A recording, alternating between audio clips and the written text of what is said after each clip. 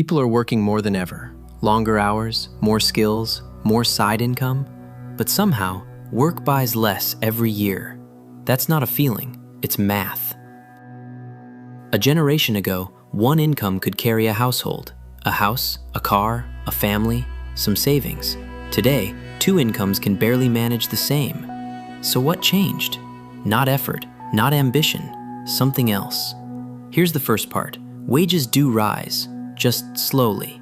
Most years, salaries climb a few percent, but the things that define a stable life, housing, healthcare, education, even basic groceries, have been rising much faster.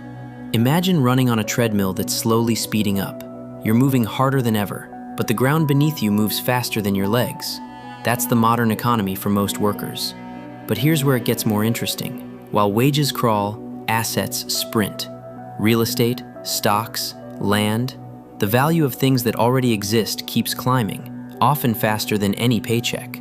So someone who already owned a home 10 years ago is now significantly wealthier without doing anything different. Someone trying to buy that same home today needs to work years longer just to reach the starting line. The gap isn't between hard workers and lazy ones. It's between people who own assets and people who earn wages, and those two groups are pulling further apart every year. Now add debt. To keep up with rising costs, households borrow more. Mortgages stretch longer. Credit cards stay maxed. Student loans linger for decades. A growing share of every paycheck goes not toward building something, but toward paying interest on what's already been borrowed. You work, but a portion of that work is already promised to someone else before you even see it. And then there's inflation. Even when wages technically rise, inflation quietly takes part of it back. A 5% raise in a 4% inflation year isn't really a raise. It's standing still while the price of everything moves up around you. This is why so many people feel like they're falling behind even when their salary keeps growing. The numbers go up. The life those numbers could buy keeps shrinking.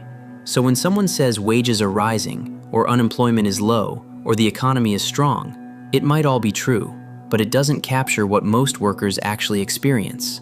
Because the modern economy no longer rewards work the way it rewards ownership. The person putting in extra hours quietly loses ground to the person who simply holds the right asset. That's not a personal failure, it's a structural shift. One that happens slowly enough that most people are still trying to outwork it.